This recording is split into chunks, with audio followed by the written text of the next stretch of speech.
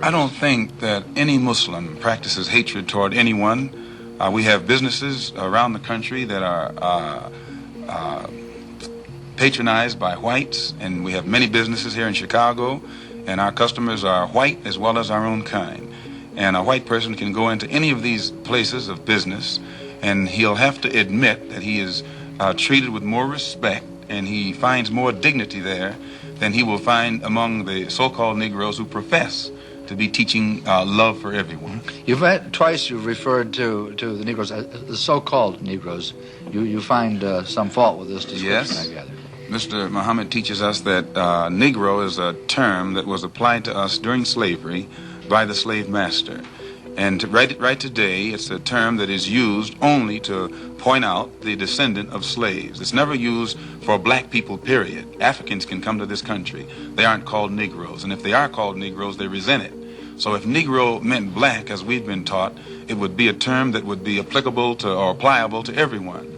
But he says that it is something that means a slave, or something who is, it means something that has been left out of society, politically, economically, educationally, and otherwise. For years, Malcolm X was painted as a threat before anyone bothered to understand why his message resonated with so many black Americans. This interview shows what happens when a man refuses to let the media define him. He exposes the gap between what the public is told and what black communities actually experience.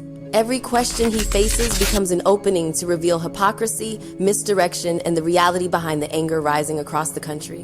What you're about to see is Malcolm forcing America to confront truths it tried to look away from. Let's begin. Good afternoon. No matter what your point of view may be, there is significant in the growth in Chicago and across the United States, if not around the world, of a movement known as the Black Muslims. A movement which is popularly believed to preach a doctrine of hatred for the white race and the ultimate supremacy of the Negro race. The headquarters of the Muslim movement is here in Chicago in the 5300 block of South Greenwood, and its leader now is known as Elijah Muhammad. He's in residence here. The most active person in the spreading of the Black Muslim movement is Elijah Muhammad's second-in-command, who calls himself Malcolm X. And Malcolm X is our guest today on City Desk. Across the desk, our panelists this week are NBC newsmen Charles McCune, Floyd Calver, and Len O'Connor. And Mr. X, may I begin by asking you, if you will please, outline for us the platform and policies of the Muslim organization. Well, the platform that the Honorable Elijah Muhammad, our religious leader, stands upon is the platform of complete freedom, justice, and equality for the 20 million black people, or so-called Negroes here in America. And he teaches us that because of the seriousness of the condition that our people now find themselves in, that it's absolutely impossible to solve our problems with means other than religion. And he teaches us that the religion of Islam is the only religion that will instill within our people the incentive to stand on our own feet, and instead of trying to force ourselves upon whites or force ourselves into the white society or blame the white man for our predicament and constantly beg him for what he has, he says that the only way that we can solve our problem is to unite together among ourselves, among our own kind, clean ourselves up, rid ourselves of the evils that we've become addicted to here in this society, and try and solve our problem ourselves. Then I referred to the popular belief that the Muslims preach a hatred for the white race. You do not subscribe to this, then? No, I've never heard the Honorable Elijah Muhammad teach or preach hatred for anyone. He preaches hatred against evil, against drunkenness, against dope addiction, against poverty, and against having to beg for the things that a man is supposed to have. But I've never heard him teach us or any of his followers hatred toward any human being. Do you think that some of his followers possibly then have misinterpreted the word that they've heard and follow a practice of hatred for the white race? I don't think that any Muslim practices hatred toward anyone. We have businesses around the country that are patronized by whites, and we have many businesses here in Chicago, and our customers are white as well as our own kind. And a white person can go into any of these places of business, and he'll have to admit that he is treated with more respect, and he finds more dignity there than he will find among the so-called Negroes who profess to be teaching love for everyone. Twice you've referred to the Negroes as the so-called Negroes. You find some fault with this description, Yes. I gather. Mr. Muhammad teaches us that Negro is a term that was applied to us during slavery by the slave master.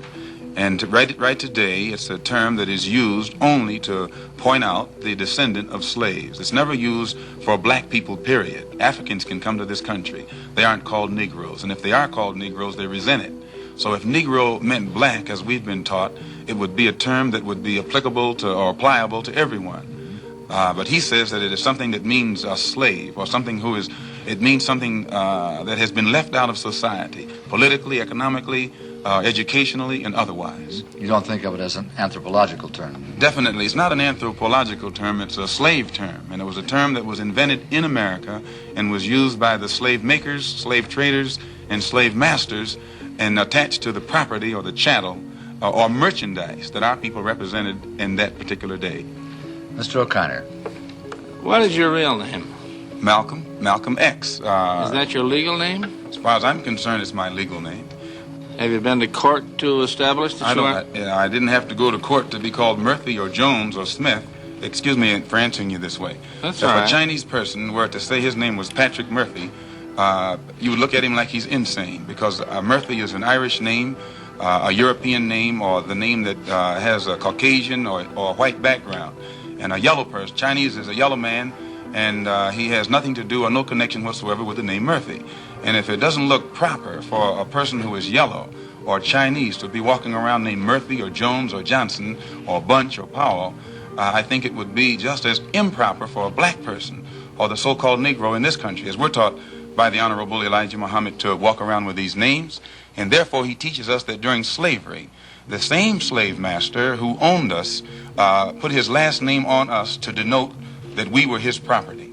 So that when you see a Negro today who's named Johnson, if you go back in his history, you'll find that he was once his grandfather, or one of his forefathers was owned by a white man who was named Johnson. If his name is Bunch, his grandfather was owned by a white man that was named Bunch. Would you mind telling me what your father's last name was? My father didn't know his last name. My father got his last name from his grandfather, and his grandfather got it from his grandfather, who got it from the slave master.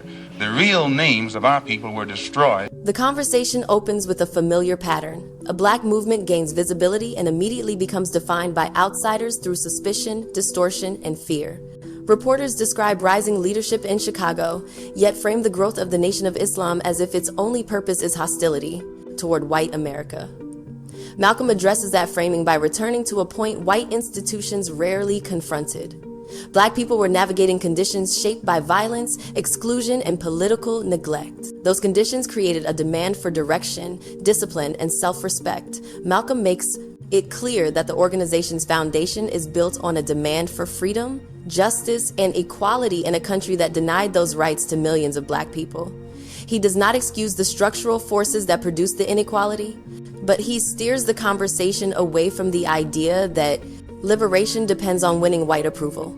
Self-determination becomes the priority. Clean communities, economic strength, and collective responsibility were strategies that encouraged black people to build a future that did not rely on charity or permission. That message conflicts with the assumption that the group is built on hatred. Malcolm pushes back by pointing to their daily operations. Businesses run by the nation serve both black and white customers, and the respect shown inside those spaces challenge the stereotype pushed by mainstream media. When the panel insists on the term Negro, Malcolm addresses it at the root. Malcolm filmed Nalang. The word was not cultural or scientific. It was created during slavery to strip identity, history, and status. By rejecting it, he rejects the ownership attached to it. Even the last names carried by black families came from slave masters, a reminder of how deeply forced identity shaped black life. For Malcolm, reclaiming a name is reclaiming a history that was stolen.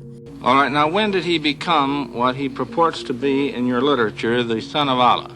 I've never heard the Honorable Elijah Muhammad referred to as the son of Allah. The prophet of Allah. I've never heard him referred to as the prophet of Allah. What do you refer to him Messenger of Allah. All right, the messenger of Allah. And I appreciate the correction. Yes, I mean, he says that a prophet is somebody who predicts the future, and he's not predicting the future, whereas a messenger is someone who carries a message that has been given to him by one who authors that message. Why, now, who gave him the message, and to whom is it supposed to be delivered? Master W.F. Muhammad, the one who taught him, is the author of the message. He gave it to the Honorable Elijah Muhammad, which makes him the messenger.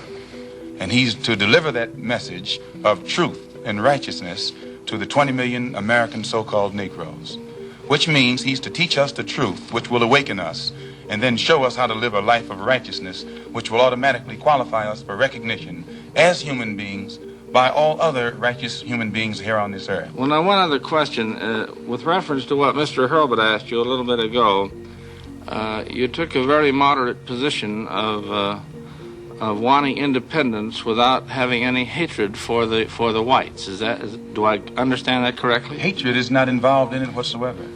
Well, I recall in a recent plane crash, 2 or 3 years ago, or less than that, a charter flight on Air France in which a group of people from Atlanta, Georgia, were, as they say in the business, as they took off from Orly Field. And you were quoted at that time as expressing great gratification that this tragedy had occurred.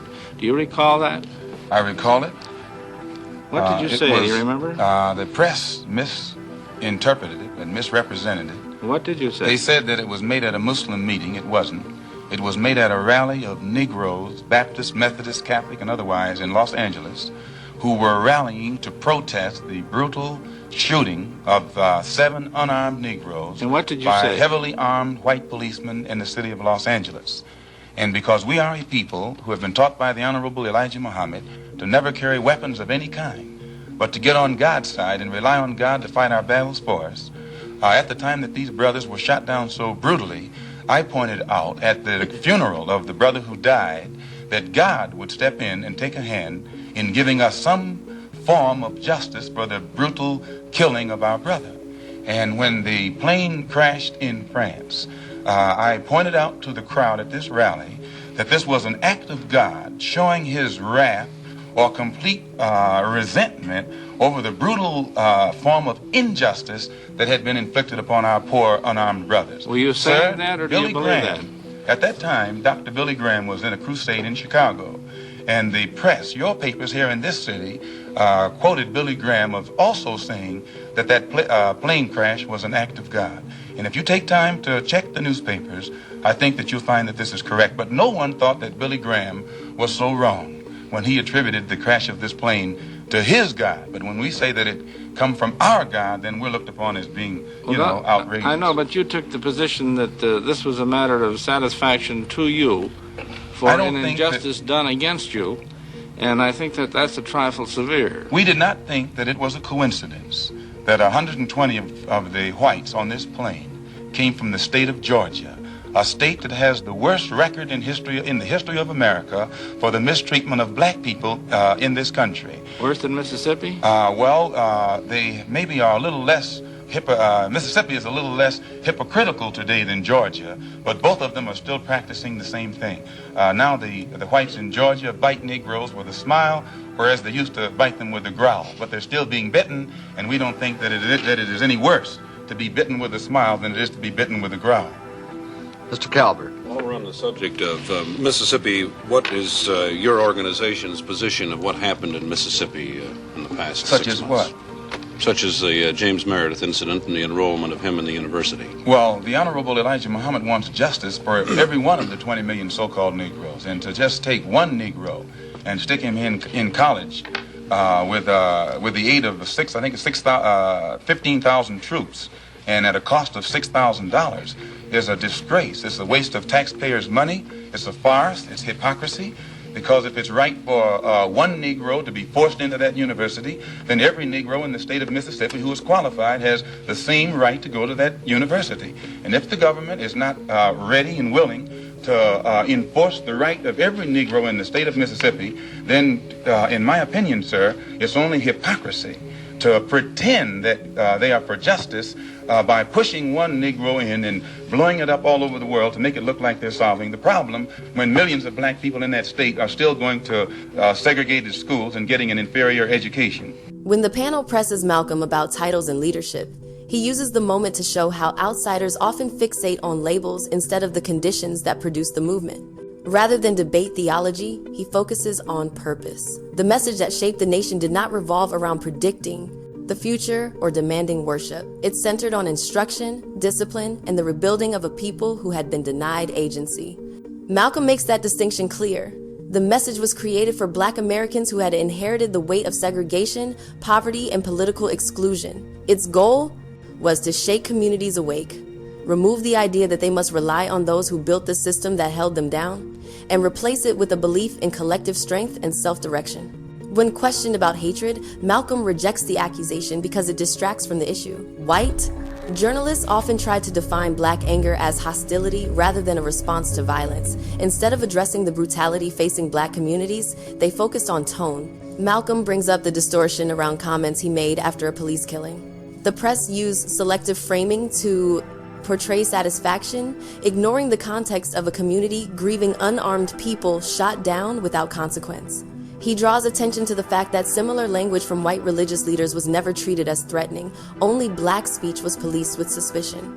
He then confronts the pattern of selective outrage. A tragedy involving white passengers received nationwide sympathy, yet the death of an unarmed Black man at the hands of police barely registered. Malcolm refuses to separate the two because inequality shaped how each loss was valued. When he discusses Mississippi and the James Meredith case, he exposes another contradiction. The government celebrated integrating one student while leaving millions trapped in inferior schools. Malcolm's point is simple. A symbolic victory does not repair a system built on denial. Real justice requires change for everyone, not a single headline. What is the acceptance of people who come out of your private schools into schools of higher learning? Yes, we have many students who have graduated from the University of Islam on 54th and Greenwood that are now attending other schools. In fact, just as an example, one of Mr. Muhammad's sons never attended any school in his life but the University of Islam. He later attended DePaul University. He also attended the University of Chicago, and at present he's attending Al-Azhar University in Cairo, one of the oldest Muslim schools in the world. And his daughter-in-law also, who went to school here, is attending the University of Cairo. And then we have other students who have graduated that are attending other colleges and universities in this country. And in our school, we never have any delinquency problems. We never have any dropouts. We never have any disrespect for authority or disrespect for parents. We don't have any kind of juvenile delinquency. All of the things that the regular school system is complaining about, the critics and the most severe critics of Mr. Muhammad has to admit that we aren't plagued with those same problems in our own school. I have listened to your leader, at least on one occasion in convention here. It was 2 years ago, and at that time he advocated the separate state proposition of giving the what you call the so-called American Negro a separate state in which to live, to make their own way. Would you explain that philosophy, please? And have you had any support for it from anybody in official ranks? Your first question first. To my understanding, what Mr. Muhammad has said is that he wants freedom, justice, and equality for the Black people here in America, which you agree they don't have. If they did, you wouldn't have a race problem. And he says, if America cannot bring about freedom, justice, and equality for our people in this country, then America should allow us to leave. If we can't get along together, we should be allowed to depart and go someplace where we can set up housekeeping for ourselves. Then he says, if America doesn't want us to go back home among our own people, and at the same time they want to keep us here, since we can't stay here and get along together in peace, he says what America should do is separate part of the country and give us a section where we can live, and give us everything we need to get our particular section functioning independently, support us for 25 years until we are able to function independently in a society of our own, and in this way the problem will be solved. Mr. McCune. You say there's no juvenile delinquency. What is the discipline that... Well, number one, Excuse me, practice? sir. One of the first things that Mr. Muhammad teaches is you have to set an example if you want others to do right. And he teaches the grown-up Muslims to live a highly disciplined and a highly moral life of high morals. And by the parents displaying the highest of morals in front of the children at all times, automatically this sets a pattern or an example for the children. And in our schools, our children, the emphasis is placed upon the recognition of authority. And by the children recognizing authority and respecting authority, it's easy for anyone who is in authority to teach the child and discipline the child and make the child aware of the importance of living a life in accord with the law even after he grows up. How did you happen to join the Muslim movement? I was in prison. I was a very wayward, criminal, backward, illiterate, uneducated, and whatever other negative characteristics you can think of type of person until I heard the teachings of the Honorable Elijah Muhammad. And because of the impact that it had upon me in giving me a desire to reform myself and rehabilitate myself for the first time in my life, and also being able to see the effect that it had upon others, this is what made me accept it. And plus, prior to hearing what he teaches, I had no interest whatsoever in anything serious or any kind of educational pursuits. And I noticed that after being exposed to the religious teachings of the Honorable Elijah Muhammad, immediately it instilled within me such a high degree of racial pride and racial dignity that I wanted to be somebody. And I realized that I couldn't be anybody by begging the white man for what he had, but that I had to get out here and try and do something for myself or make something out of myself. What has been the growth of the Muslim movement? There are conflicting reports as to how many Muslims there are in the United States. Can you tell us? Well, most critics say that the dissatisfied follow Muhammad, that the unemployed and the oppressed follow Muhammad. And I think you'll agree, the sociologists, the economists, and other experts say that the masses of black people are dissatisfied, unemployed, oppressed, and fed up.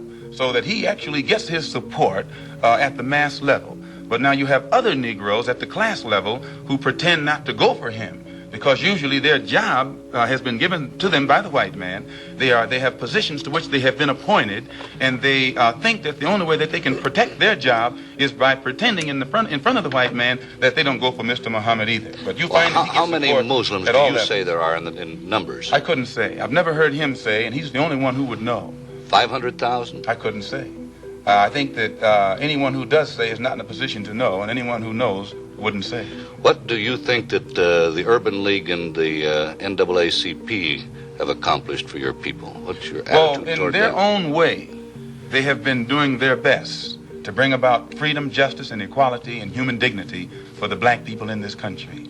But today you have such an intense degree of dissatisfaction and impatience existing among our people at the mass level that it is almost impossible to come to them with a program that's going to take another 100 years to solve their problem, and they still be satisfied to wait. So that they have, the Urban League and the NAACP has done a good job within their understanding. But today it takes more immediate solutions. And the solution that the Honorable Elijah Muhammad has is immediate. It's more practical. You think they're not moving fast enough? Well, they're moving as fast as they can. But that's not fast enough for the masses of black people. If a person is sitting on a warm stove and you get ready to let him up, no matter how slow you are, he has patience because it's only warm. But the masses of black people who are sitting on a hot stove, they're impatient. And no matter how fast you say progress is being made toward letting them up, that progress is not fast enough for them. When Malcolm is questioned about the schools operated by the nation, he highlights a point the mainstream rarely acknowledged. These institutions produce disciplined students who entered universities without carrying the baggage of the chaos found in many public schools. Their results challenged the stereotype that black children were naturally destined for failure. What critics ignored was that structure, expectation, and community investment shaped outcomes. Malcolm uses these examples to push back against the idea that black advancement must depend on white approval. Their students succeeded because they were raised in an environment that demanded respect for self, family, and authority, something many state schools struggle to maintain. The conversation then shifts to the proposal for a separate state, a topic that reporters often framed as extremism. Malcolm breaks it down with clarity. If America claims to believe in freedom, then denying it to millions exposes the contradiction at the center of the nation. If black people cannot obtain equality within the country, they should have the right to create a functioning society elsewhere. If they are expected to remain in the United States, then a section of land and the resources required to operate independently should be provided. Malcolm frames separation not as a threat but as a solution for a country unable to resolve its own racial crisis. When asked about discipline, he explains that strong families produce strong children. Adults must model the conduct they want younger generations to respect. That foundation shaped his own transformation. He speaks openly about coming from a life of crime and illiteracy. Personal change began only after he encountered ideas that demanded responsibility, effort, and a new standard for identity. Finally, Malcolm addresses growth inside the movement. Instead of measuring numbers, he focuses on the rising frustration among Black Americans. Incremental progress was no longer enough. People wanted change that matched the urgency of the conditions they lived under. That urgency fueled the movement's rise. If this breakdown opened your eyes, make sure you hit subscribe and keep watching. Here, we unpack the history, power, and strategy they never teach in school. Stay locked in with Black Culture Unlocked and don't miss what comes next. Thanks for watching.